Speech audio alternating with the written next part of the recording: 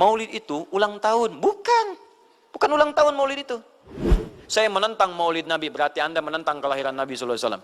Jadi kalau Anda menolak maulud dengan pengertian seperti ini, maka Anda keluar dari Islam. Makanya saya kalau diundang, Ustadz ada maulid Nabi, saya datang untuk ceramah. Bismillahirrahmanirrahim. Mengenai peringatan maulid Nabi Muhammad SAW, apa hukumnya? Dan bagaimana kalau umat Islam memperingatinya? Terima kasih atas pencerahannya. Waalaikumsalam warahmatullahi wabarakatuh. Baik, saya ingin kita paham dulu akar persoalannya. Al-Quran, surah ke-61, ayat yang ke-6, paling kiri sebelah atas. Quran, surah kedua Al-Baqarah, ayat 129, paling kiri sebelah atas. Kemudian Al-Quran, surah Yunus 10, ayat 57 sampai 58. Ditutup dengan At-Taubah di dua ayat terakhir. Taib. Sudah? Sekarang saya ingin coba kita membiasakan dulu untuk menilai sesuatu dengan penilaian secara ilmiah yang bersumber pada dalil-dalil yang ada, tidak sekedar menganalogikan dan main tebak-tebakan. Itu nggak baik dalam menyimpulkan hukum. Ya. Bismillah. Sekarang secara akademis, secara ilmiah, membahas sesuatu oleh para ulama diposisikan dulu, dispesialisasikan dulu dalam bentuk ta'rif namanya, definisi. Jadi kalau Anda ingin membahas sesuatu, kita harus sepakat dengan definisinya dulu. Ya, disebut dengan ta'rif. Ta'rif ini harus punya sifat jami' mani'. Jami' menghimpun semua unsur yang akan didefinisikan. Mani' mengeluarkan segala hal yang tidak terkait dengan definisi. Sehingga pembahasan kita akan fokus pada hal yang akan dibincangkan. Awas hati-hati. Kita ingin berbicara tentang sesuatu, tapi kita tidak sepakat dengan definisinya. Bagaimana bisa menyimpulkan hukumnya? Dan kelemahan orang-orang sekarang, ketika berbicara hukum, dia tidak tahu apa yang dibincangkan. Sekarang misal, kita akan bertanya tentang maulid. Apa hukumnya maulid? Kita harus sepakati dulu apa itu maulid. Awas, ini penting ini. Banyak masalah yang muncul sekarang tapi tidak disepakati tentang ini. Banyak orang bahas tentang hukum musik. Hukum musik begini-begini. Begitu saya tanya apa itu musik, bingung dia jawab. Apa itu musik? Anda mesti sepakat dulu musik itu apa. Di zaman Nabi apa yang disebut dengan musik. Zaman sekarang apa yang disebut dengan musik. Ketika Nabi menyampaikan hukum musik, apa yang dimaksudkan oleh musik di situ. Kalau antum paham tentang definisinya, maka keluarkan turunan hukumnya. Maka lebih mengerti di situ. Nah sekarang maulid. Apa itu maulid? Sekarang begini. Maulid atau maulud? Mana yang benar? Bukan Allahu a'lam, harus dicari kita. Mana maulid atau maulud? Antum sibuk menilai, ini maulid tidak benar. Oh, jadi yang benar maulud. Maulud juga tidak benar. Masya Allah.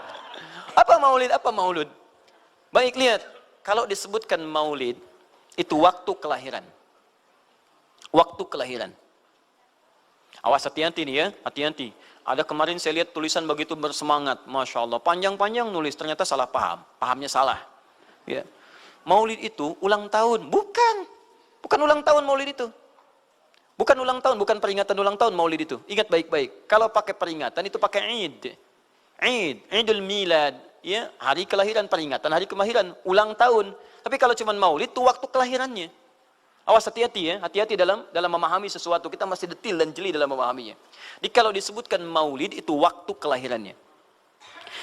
Kalau disebutkan maulud itu artinya bayi yang lahirnya. Bayinya yang dilahirkan. Nabinya.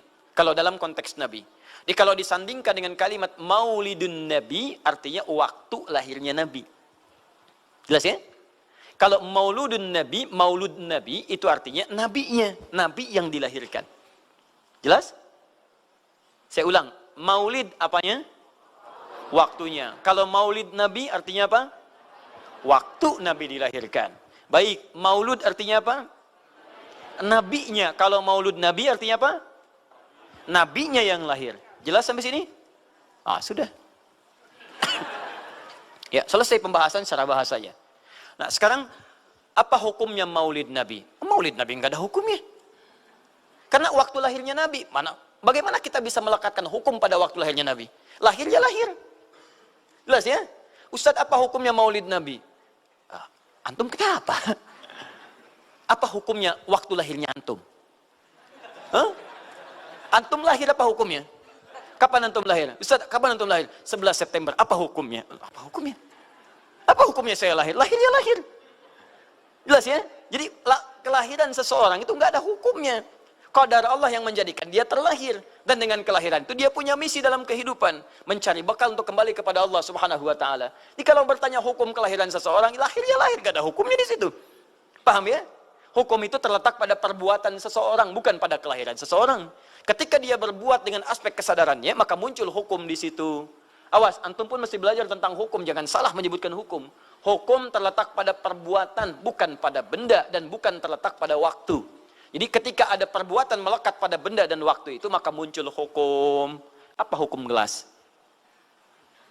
Halo? Tidak ada hukumnya. Tapi kalau menyebutkan apa hukum gelas yang menampung kemudian barang yang haram yang digunakan gelas ini melakukan perbuatan haram, baru muncul haram. Apa hukumnya gelas yang digunakan untuk melempar orang lain? Haram hukumnya. Apa hukumnya gelas yang digunakan menampung air minum untuk diminum dalam keadaan yang sehat? Sunnah hukumnya. Jelas ya? Apa hukumnya golok? Golok digunakan apa? Kalau digunakan menyembelih hewan kurban, maka jadi sunnah hukumnya. Kalau golok digunakan untuk menyakiti orang lain, mengancam. Siapa nama kamu? Masya Allah pakai golok. Ya, hati-hati. Nah, itu haram hukumnya. Jadi benda terletak kepada, maaf, perbuatan yang melekat kepadanya. Apa hukumnya hari kelahiran? Hari kelahiran nggak ada hukumnya. Yang melekat hukum itu bagaimana menyikapi hari kelahiran itu. Itu poinnya. Paham ya? Ketika ada perbuatan melekat kepadanya, maka di situ ada hukum. Maulud itu bayinya, berarti nabinya. Apa hukum maulud? Apa hukumnya nabi? Nabi yang lahir nggak ada hukumnya. Jadi kalau Anda menolak maulud dengan pengertian seperti ini, maka Anda keluar dari Islam. Kalau dalam hukum seperti ini, saya menentang maulid Nabi, berarti Anda menentang kelahiran Nabi SAW. Saya menentang maulud Nabi, berarti Anda berhadapan dengan Nabi, Anda musuh Nabi. Jadi kalau Anda dimaksudkan dengan kata maulud dan maulid, Anda tidak bisa menentangnya, bisanya menerima, saya menerima. Menerima. Kenapa? Karena dalam pengertian bahasa, maulid itu artinya waktu kelahiran. Maulud artinya nabinya. Jangankan siapa saya dibandingkan Nabi Isa alaihissalam. Nabi Isa itu hidup 600 tahun sebelum Nabi Muhammad SAW dilahirkan. Nabinya belum ada. Nabi Isa sudah ada. Tiba-tiba umatnya menduga Nabi terakhir itu Nabi Isa. Karena Nabi Isa punya sifat yang mirip di ramalan kitab. Yang mengatakan Nabi terakhir itu punya sifat baik dengan masyarakat lingkungan sosialnya. Dan Nabi Isa itu lembut luar biasa. Jangankan pada manusia, pada hewan pun itu lembutnya luar biasa. Jalan dengan muridnya. Di perjalanan kemudian ada aliran anak sungai melihat bangkai hewan. Sudah jadi bangkai, baunya luar biasa. Kata muridnya, guru, bau sekali bangkai ini. Kata Nabi Isa alaihi salam, Al-Masih, yang disebut oleh sementara orang dengan Yesus, itu Nabi, bukan Tuhan. Nabi beliau mengatakan, kata Nabi Isa, perhatikan, begitu putih sekali dan bersih giginya. Kata muridnya, Tuan Guru, kenapa Anda mengatakan demikian? Kata Nabi Isa, karena manusia hanya akan menyampaikan apa yang ada dalam benak pikirannya. Jadi kalau pikiran Anda kotor, Anda akan melihat bangkainya saja. Tapi kalau pikiran kita baik, kita akan mencari yang terbaik dari hewan itu. Bukankah dia ciptaan Allah? Bukankah dalam setiap ciptaan ada hikmah dan kebaikan? Perhatikan bagaimana putih bersih giginya. Jadi kalau bangkai saja bisa menjaga kebersihan gigi, kenapa kamu yang masih hidup tidak mesti? Ya minimal, kamu jaga perasaan. Minimal jaga perasaan, kan? Tapi itulah luar biasa. Di sini sering diambil hikmah bahwa teko akan mengeluarkan isi tekonya. Isinya kopi, keluar kopi. Isinya air bening, keluar bening. Isinya susu, keluar susu. Demikian juga kita. Bayangkan, Nabi Isa bukan hanya pada manusia. Pada hewan yang telah jadi bangkai pun, itu mohon maaf, kalimatnya dan sikapnya begitu indah, luar biasa. Maka diduga oleh kaumnya itu Nabi dan Rasul yang terakhir. Saat mendengar kalimat itu, kata Nabi Isa, bukan saya. Nabi terakhir punya sifat sama seperti saya dalam hubungan dengan makhluk. Jadi bukan cuma dengan manusia, dengan hewan, jangan sakiti. Kalaupun menyembelih, jangan sakiti hewannya. Makanya Nabi ini akan memberikan isyarat-isyarat yang sangat indah. Masya Allah. Pada tumbuhan, dia jaga. Tapi Nabi yang terakhir ini punya keunggulan yang tidak bisa disaingi oleh Nabi-Nabi lainnya. Apa itu? Ibu bapak sekalian, tingkat kedekatannya dengan Allah luar biasa. Ibadahnya luar biasa. Dalam bahasa Arab, tingkat kebaikan yang terkait dengan makhluk secara sosial, Itu kalau satu kebaikannya disebut dengan Mahmud. Tapi kalau banyak kebaikannya disebut dengan Muhammad. Muhammad. Tapi kalau hubungan dengan Allah, ya dengan Khalik, kalau punya tingkat hubungan yang baik, satu sisi saja disebut Hamid namanya. Hamid. Antum rajin tahajud, tapi belum konsisten puasa sunnah. Maka antum namanya Hamid. Perempuannya Hamidah. Misal ada perempuan namanya Wanda, pakai Hamidah. Wanda Hamidah. Ya. Itu artinya yang dekat dengan Allah. Jadi kalau ada yang namanya Wanda Hamidah, jauh dari Allah, ya, kemudian pendapatnya menyimpang dari ketentuan Allah, mesti diingatkan. Anda Hamidah, Anda dekat dengan Allah, maka tidak layak mengeluarkan statement yang tidak sesuai dengan hukum-hukum Allah Subhanahu wa taala. Ya, Hamid, awas, Hamid, nama Anda Hamid. Misal namanya Fahmi, Masya Allah, Hamid Fahmi Zarkashi, Masya Allah. Itu artinya hubungan dekat dengan Allah Subhanahu wa taala. Perempuannya Hamid, laki-lakinya Hamid, perempuannya Hamidah, Masya Allah. Paham sampai sini? Kalau bentuk superlatif, banyak ibadahnya, tahajudnya, sedekahnya, puasanya, segalanya, maka Masya Allah berubah kalimatnya. Dari kata Hamid jadi Ahmad. Ahmad. Maka Nabi Isa tidak menyebutkan kalimat Muhammad, tapi menyebutkan kalimat Ahmad. Karena kalau disebutkan kalimat Muhammad, nilainya serupa dengan beliau. Punya nilai kebaikan yang sama. Nabi Isa baik pada hewan, Nabi Muhammad baik pada hewan. Kata Nabi, lihat, kalau Nabi Isa sudah jadi bangkai, Nabi Muhammad ketika hewan akan disembelih pun, disembelih, kata Nabi jangan sakiti dalam penyembelihannya. Tajamkan dulu pisaunya. Ketika menyembelih, jangan lakukan berkali-kali. Kata Nabi, tajamkan, begitu anduk kemudian sembelih, seketika selesai. Cari urat yang membuat cepat darahnya keluar. Nabi itu. Dan dalam menajamkan itu, antum jangan memperlihatkan depan hewannya. Tidak boleh. Kandidat selanjutnya, siap-siap ya. Masya Allah, tidak boleh. Awas saat kurban tuh. Kadang suka lupa antum tuh. Ya dibawa sini, ini masih begini-begini tuh. Itu menyakiti hewan secara psikologis. Nggak boleh, nggak boleh. Ya, awas ya. Tayyib. Tumbuhan, lihat. Tumbuhan. Nggak boleh dalam keadaan perang itu kan luar biasa dahsyat. Emosi memuncak, segalanya ada. Tapi Nabi katakan, jangan rusak tanaman. Dahsyat, cuma dalam Islam. Itu yang 212 tahun lalu itu, Masya Allah, nggak ada yang nginjak rumput, nggak injak macam-macam. Ya, itu yang kameramen yang nginjak rumput tuh. Ya, kameramen nginjak rumput tuh. Yang kameramen begitu diinjak, dimunculkan di media gitu kan. Wah, tapi lihat betapa rapi, bersih. Itulah Islam. Tapi jangan cuma 212 saja. Ya, 312, 412, 484 dan sebagainya. Jadi, semua yang ada setiap hari kita jaga. Ada tumbuhan, jaga. Yang praktekkan negara lain. Di New Zealand ada tumbuhan, antum sedang ngidam, papa pengen daun itu, tunggu sampai jatuh. Nggak bisa diambil. Begitu diambil, denda. Padahal yang punya teorinya Islam. Tapi hubungan dengan Allahnya itu bukan Muhammad, tapi Ahmad. Makanya Nabi Isa mengatakan, wa mubasysyara bi rasulin ya'ti min ba'di ismuhu Ahmad. Saya kasih kabar gembira. Rasul terakhir bukan saya, tapi seseorang yang nilai ibadahnya lebih daripada saya. Jaminan surganya sudah ada, bahkan turun surah kepadanya, inna a'tainakal kautsar. Dirinya dijaga dari kesalahan, maksum, sifatnya luar biasa baik, tapi itu tidak menghentikan dia untuk mendekat kepada Allah dengan sifat yang luar biasa. Kata Sayyidah Aisyah di Al-Bukhari, nomor hadis 2010 sampai 2012, ya Rasulullah, alam takun ma'suban, alam takun madmunan, lima hakadha. Kenapa sampai bengkak-bengkak begini Anda tahajud? Bukankah Anda dijamin masuk surga?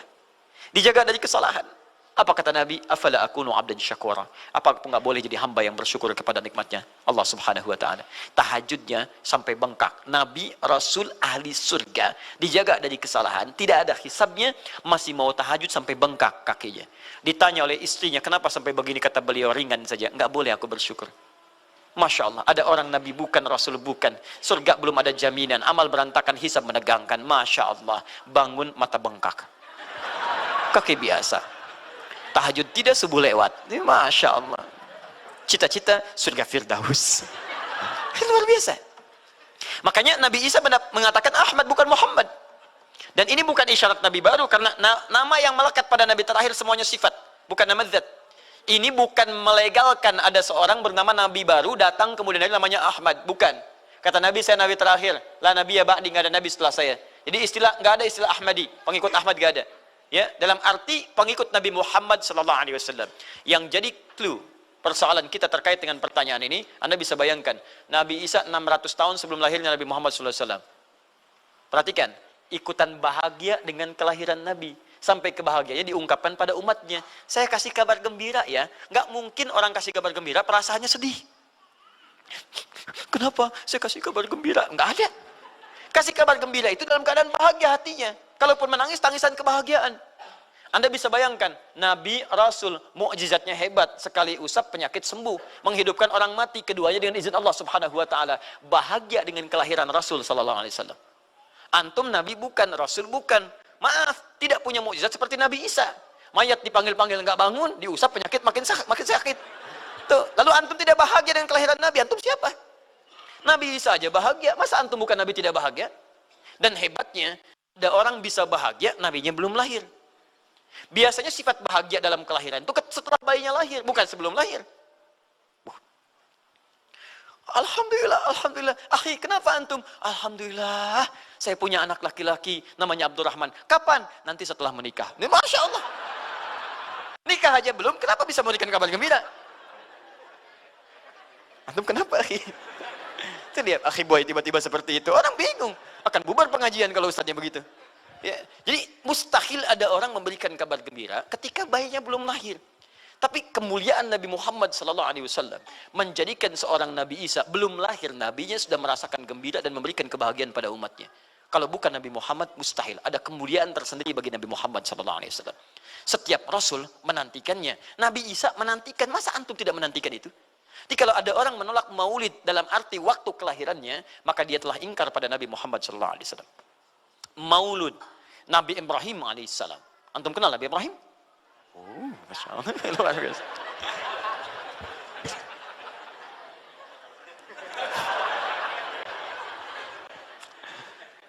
Dimanapun Anda berada, memang hari ini banyak orang berkumpul di Monas untuk bermunajat kepada Allah.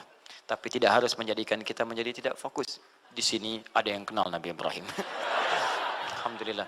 Nabi Ibrahim, Nabi Ismail alaihi wassalam, keduanya meninggikan bangunan Ka'bah. Setelah selesai bangunan Ka'bah ditinggikan, keduanya berdoa di samping Ka'bah. Apa doanya? Doa maulud. Lahirnya, bayinya. Nabi terakhir yang lahir di samping Ka'bah, yang ditinggikan oleh keduanya. Ya. Wa idh yarfa'u Ibrahimul qawa'ida minal baiti wa Ismail, ayat 127-nya. Setelah selesai meninggikan bangunan pondasi Ka'bah ini, keduanya berdoa di samping Ka'bah. Di antara doanya ayat 129-nya. Rabbana wab'ath fihim rasulan minhum yatlu 'alaihim ayatika wa yu'allimuhumul kitab wal hikmah wa yuzakkihim innaka antal azizul hakim. Ya Allah, mohon utus seorang rasul dari kalangan mereka di tempat ini yang lahir di sekitaran ini. Jadi ada rasul yang lahir di dekat sekitaran Ka'bah. Hasil penelitian tidak ada rasul satupun yang lahir di dekat Ka'bah kecuali Nabi Muhammad SAW. Ya, silahkan cek. Kami baru kembali dari sana dan sampai sekarang tempat dilahirkannya masih ada dan disamarkan dalam bentuk museum. Ya, di bawahnya ada perpustakaan Al-Maktabah Qadimah. Di kalau antum dari Zamzam di sini, ini As-Saffah. Ya, nyebrang sedikit ini Istana Raja, dalam jarak cuma 15 meter ke sini kurang lebih. Lurus ke sini, kemudian belok langsung ke sebelah kanan. Di sini ada jembatan ke atas, ke lantai yang ketiga, ya, naik ke sini. Kemudian di sini antum langsung belok ke pintu sini. Ini ada Babul Ajyad, bab yang ke pintu ke-25. Ini bab Ismail, pintu ke-26. Antum lurus saja ke sini, jangan belok sini, jangan belok sini. Di sini kemudian ada gate lurus King Abdul Aziz, yang pertama di sini. Ya, antum belok kanan sini, lurus sekitar 30 meter dari sini, sebelah kanan ada pos satpam. Di atas pos satpam ada kamera CCTV 1. Dari sini antum jalan sampai ujung, di ujung sini, dari sini ke sini ada 35 kipas di atas. Pas di ujung sini. Kemudian ambil lurus ke sini, di sini ada bab Ali, ini masih dibuka, babus salam ini ditutup, di sini sebelumnya babun Nabi.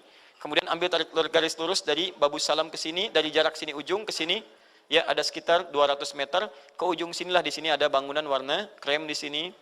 Di sampingnya ada tempat ngambil air zam-zam dengan menggunakan keran. Jadi kalau punya girigen, ingin ngambil banyak, jangan nyusahin orang ngambil di, misalnya di termos-termos yang besar itu. Ngambil dari sini, itu ada keran langsung. Dan gratis di situ. Ya, beli kompannya sekitar 5 real, antum ambil dari situ, masukkan airnya, bisa bawa ke hotel. Isi kapan bolak-balik di sini. Sampingnya persis, ini tempat Nabi dilahirkan. Ini maulud Nabi, bayinya lahir di sini. Ya, bayinya lahir di sini. Cuman disamarkan oleh pemerintah kerajaan Arab Saudi supaya tidak dikultuskan tempat ini. Karena begitu pernah ada yang tahu ini, banyak salah ibadah. Kan Ka'bahnya di sini, sholatnya ngadep ke sini. Betul Pak, Bu, pernah terjadi. Makanya kalau antum lihat, dari ujung saya sudah kelihatan. Dari ujung sudah ada di sini warna biru. Ya, ada tulisan di situ, ada gambar dicoret. Ada gambar orang sedang rukuk ke situ. Ada sorban dan sebagainya. Ada tulisan di situ, jangan beribadah menghadap ke sini karena ini bukan kiblat, haram hukumnya. Dan ditulis dengan menggunakan bahasa Arab, bahasa Inggris, bahasa Urdu, plus bahasa Indonesia. Artinya ada orang Indonesia juga yang salah ke sini. Ya. Kalau tidak mustahil ditulis pakai bahasa Indonesia. Nggak ada tulisan bahasa Cina, bahasa Jepang dan yang lainnya. Ya. Nah, jadi ini kemudian dicoret, tapi tidak mencoret tentang situs pernah lahir di sini Nabi Muhammad SAW. Jadi artinya doa dua nabi tadi dikabulkan oleh Allah Subhanahu wa taala. Nabi Ibrahim, Nabi Ismail. Dan tahukah Anda, keduanya berdoa jauh sebelum kedatangan Nabi Isa. Saya pernah katakan 30 generasi sampai Nabi Ibrahim, tadi Nabi Muhammad SAW.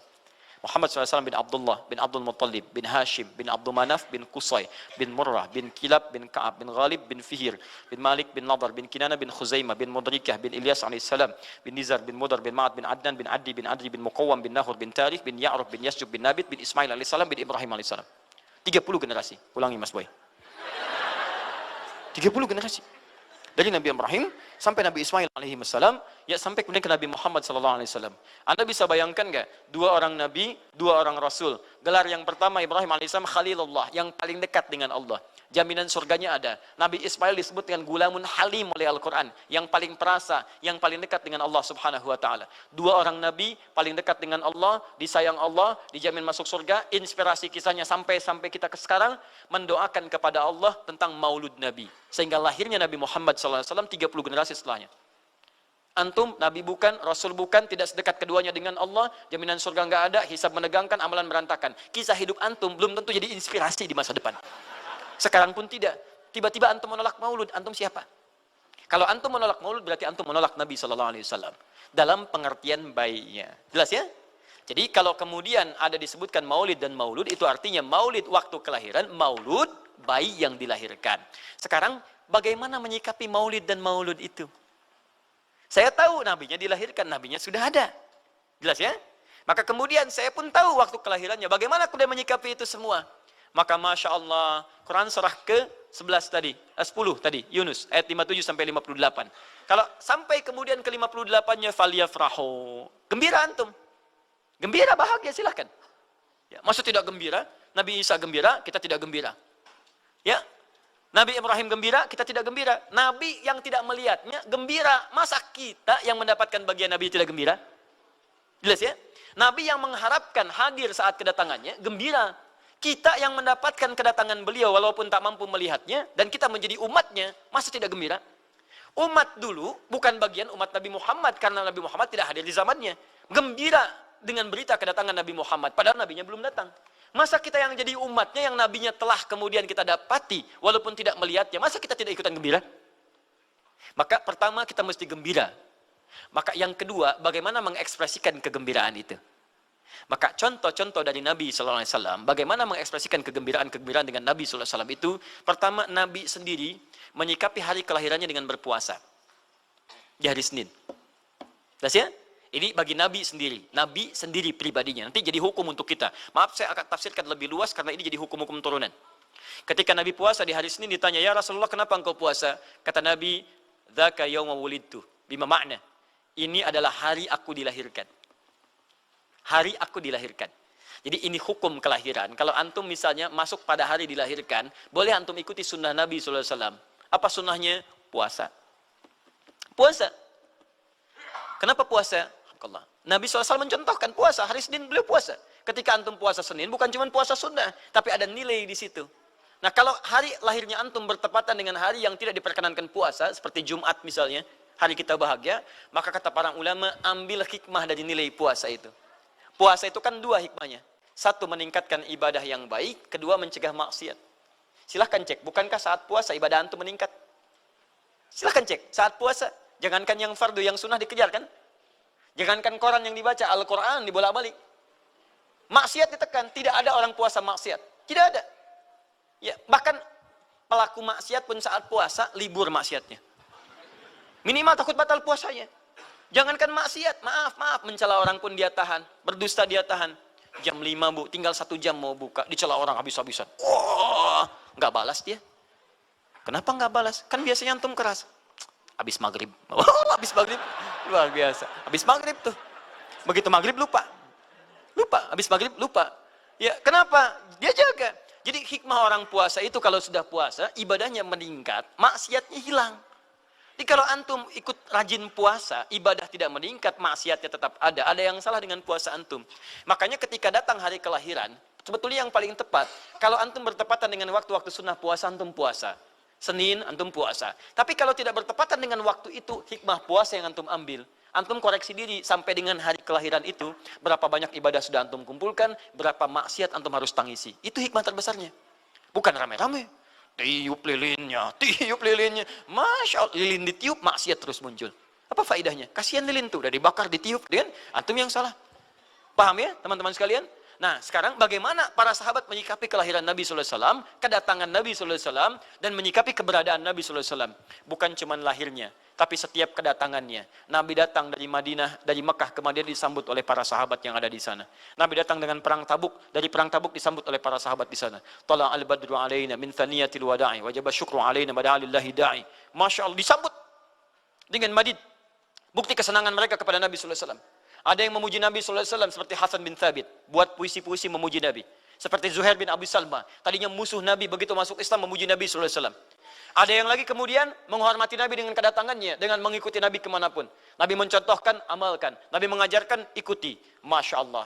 Begitu Nabi meninggal, diabadikanlah kemudian nilai-nilai penghormatan itu. Ada yang menulis sejarah tentang Nabi.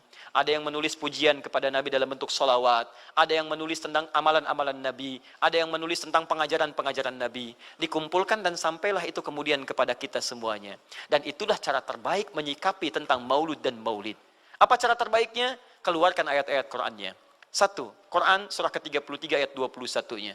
Laqad kana lakum fi Rasulillahi uswatun hasanah. Sungguh ada pada diri Nabi sallallahu alaihi wasallam suri teladan terbaik untuk kita. Maka jika antum misalnya hadir momentum kelahiran Nabi sallallahu alaihi wasallam, maaf, biasanya kalau ada momentum-momentum tertentu orang bersemangat untuk mengingatnya. Silahkan cek. Hari pahlawan, ingat para pahlawan. Hari pahlawan berakhir, tidak ingat lagi. Hari kemerdekaan, ingat sampai pinang dipanjat-panjat. Begitu dipanjat, kenapa panjat pinang? Masya Allah, menghormati pahlawan. Hari pahlawan sampai naik panjat pinang. Luar biasa. Ada yang tarik tambang, ya, menghadirkan energi para pahlawan. Antum bisa bayangkan, momentumnya ada. Begitu hilang itu semua, tiba-tiba hilang lagi kemudian ingatan kita. Artinya, selalu ada momentum untuk mengajak kita mengingat sesuatu. Begitu Ramadan, ingat lagi amalan. Hilang Ramadan, hilang lagi kemudian amalan. Nah, jadi apa yang terbaik dihadirkan? Ketika ada momentum itu, maka para ulama kemudian mencoba untuk menampilkan nilai-nilai tadi untuk mengembalikan kita pada tuntunan Nabi sallallahu alaihi wasallam. Maka ditulislah kemudian sirah-sirah Nabi, disampaikan untuk mengenalkan Nabi Muhammad sallallahu alaihi wasallam. Mumpung mereka ingat, disampaikanlah pengajaran-pengajaran tentang Nabi, disampaikan ada pujian-pujian salawat kepada Nabi. Kalau yang dimaksudkan tentang nilai-nilai ini, maka dari dulu sudah ada. Sudah ada. Dan yang sudah ada ini tidak dibatasi dengan waktu. Bukan muncul Rabiul Awal saja. Rabiul Awal ke Safar, datang lagi itu. Safar sebelumnya Safar, Rabiul Awal kemudian ke Rabiul Akhir, muncul itu. Ke Jumada, muncul itu. Jadi maulid itu tidak dibatasi dengan waktu. Setiap waktu itu maulid. Maulud tidak dibatasi dengan waktu. Setiap waktu itu maulud. Tapi kalau ada momentum bersamaan dengan waktu kelahirannya, kemudian kita hidupkan untuk mengenal kepada Nabi, dalam bentuk yang tadi disunahkan dalam Al-Quran dan Sunnah, itu tidak ada masalah. Yang ada masalah itu adalah ketika menghadirkan hal-hal yang bertentangan dengan Al-Quran dan Sunnah Nabi Sallallahu Alaihi Wasallam. Misal, maaf, dulu orang sudah terbiasa mengkaji tentang Nabi, menyampaikan risalah Nabi. Kemudian diisi misalnya, maaf dengan hal-hal yang bertentangan dengan keadaan-keadaan Nabi. Misal, saya ingin mengajarkan tentang Nabi, tapi ketika mengajarkan tiba-tiba mengatakan pada saat ini Nabi pun datang bergabung bersama kita. Itu yang tidak kita sepakati. Jelas ya? Misal yang kedua, antum nih, mohon maaf, kerja di instansi. Bertepatan dengan Maulid Nabi, kita adakan peringatan. Padahal antum cuma ingin mengeluarkan anggaran saja dari situ. Itu bid'ah. Bid'ah. Mengeluarkan anggaran, sekedar hanya ingin dapat anggaran untuk dalam momentum Maulid Nabi, itu yang bid'ah. Maulid bukan makan-makan. Jadi kalau antum mengadakan Maulid Nabi hanya sekedar untuk makan-makan, itu yang bid'ah. Tapi kalau antum ingin belajar menghadirkan momentum itu untuk mengisi ta'lim, sama aja dengan ta'lim kita sekarang. Apakah ada hadis Nabi mengatakan ta'lim khusus di hari Ahad jam 8 pagi sampai jam 10? Tidak ada. Di ta'lim kita bid'ah ini. Jadi kalau antum pahami setiap yang tidak ada contohnya itu bid'ah, Masya Allah, maka akan ada banyak bid'ah dalam kehidupan. Mushaf itu bid'ah, karena nggak ada contohnya zaman Nabi SAW. Antum dari ujung kepala sampai ujung kaki itu bid'ah, karena antum tidak ada di zaman Nabi SAW. Ya, jadi jangan langsung menilai bahwa setiap maulid itu bid'ah. Bukan. Kalau momentum itu ingin diisi dengan taklim, ingin memperkenalkan Nabi, ingin mengajarkan syariat-syariat Islam, maka itu tidak ada masalah. Itu mengamalkan petunjuk-petunjuk ayat, bukan mengkhususkan di waktu itu, bukan. Karena taklim itu dibuka di setiap waktu, tapi menjadikan waktu itu untuk momentum, karena setiap orang sedang ingat Nabi pada saat itu. Jelas ya? Kapan lagi kita mendapati orang ingat Nabi? Maka ajarkan itu dan pesankan pada saat itu. Teman-teman, jangan cuma pada waktu ini ya. Setiap waktu kita amalkan ingatan kita kepada Nabi sallallahu alaihi wasallam. Makanya saya kalau diundang, Ustadz ada maulid Nabi, saya datang untuk ceramah. Untuk menyampaikan pesan-pesan terkait dengan Nabi sallallahu alaihi wasallam. Adapun masalah ritual-ritual saya tidak ikutan. Makanya paham, begitu saya datang pas ceramah. Ceramah, saya berikan ceramahnya. Nabi begini, apa itu maulid? Allahu alam. Bukan Allahu alam, kan antum bikin spanduknya di sini. Apa itu maulud? Maulud. Bukan maulud. Maulud itu begini, maulid itu begini. Ketika kita terangkan, kita sampaikan, Masya Allah. Antum tahu apa yang terjadi? Mereka mulai sholat dengan baik, masjidnya mulai ramai. Besoknya tidak ada ramai-ramai lagi. Begitu ada maulid, ceramah lagi. Ternyata ceramahnya nggak sampai maulid lagi. Besoknya ceramah lagi. Ahadnya ada waktu taklim. Dan itulah cara terbaik untuk memberikan penjelasan kepada masyarakat untuk mencintai Rasulullah sallallahu alaihi wasallam. Paham ya? Jangan seketika, oh ini maulid bid'ah, Masya Allah. Antum tuh bid'ah dari kepala sampai kaki. Ya. Saya luar biasa kesal. Kadang ada orang bikin perbandingan begini. Maulid Nabi, maulid. Zaman Nabi tidak ada coret. Zaman sahabat tidak ada coret. Zaman tabi'in tidak ada coret. Zaman ini ada. Lalu diserupakan lah yang ikut-ikut ke sini. Antum kalau mengamalkan hukum seperti ini fatal. Zakat pakai beras. Zaman Nabi coret. Zaman sahabat coret. Ya, zaman tabi'in coret. Zaman ulama coret. Zaman antum ada bid'ah antum. Cara menyimpulkan hukum bukan seperti ini. Lihat turunannya, lihat dalilnya, lihat pemahamannya, lihat turunan-turunan fikihnya. Ya, bagaimana bisa zakat pakai beras ini jadi? Padahal contoh nggak ada. Dalil nggak spesifik. Ayo coba temukan. Nabi zakat pakai beras. Temukan. Kalau antum menemukan, Masya Allah saya bermohon kepada Allah supaya Allah mempercepat hajinya antum dan masuk surga tanpa hisab. Tiap hari saya doakan. Tidak cukup dengan amin, cari dulu. Cari di setiap hadis Nabi zakat pakai beras. Saya sampaikan pada antum, sampai kiamat kurang 2 hari, antum nggak akan temukan. Sehari lagi buat sadar, ngapain nyari? Ya. Karena Nabi tidak pernah bersentuhan dengan beras. Silakan cari di kitab hadis palsu pun, sepalsu-palsunya nggak akan ditemukan. Capek pemalsu hadis mengarang hadis palsu tentang itu. Nggak akan didengar, nggak akan dilihat. Kenapa? Karena tidak ada. Ya, kata Muawiyah, hadza irqun, itu makanan pokok. Nabi zakat pakai kurma, pakai gandum. Ya, lihat, karena itu makanan pokoknya.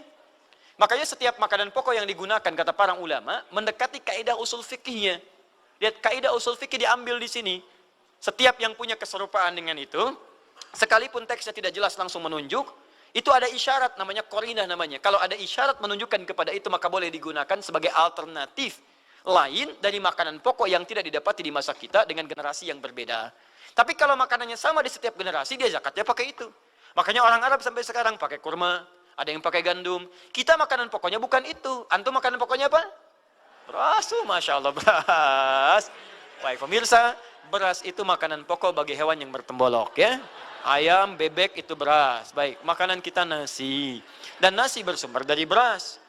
Baik, nasi bersumber dari beras. Jadi kalau kita ingin zakat pakai beras, boleh tidak? Nah, lihat bagaimana cara pendekatannya. Dalil belum ditemukan aslinya. Seperti maulid tadi, menyikapi dengan taklim macam-macam, nggak ada nas aslinya. Tapi korinahnya ditemukan, sama-sama makanan pokok, sama-sama taklim, sama-sama meminta untuk ikut ajaran, sama-sama mereka ingat tentang Nabi SAW.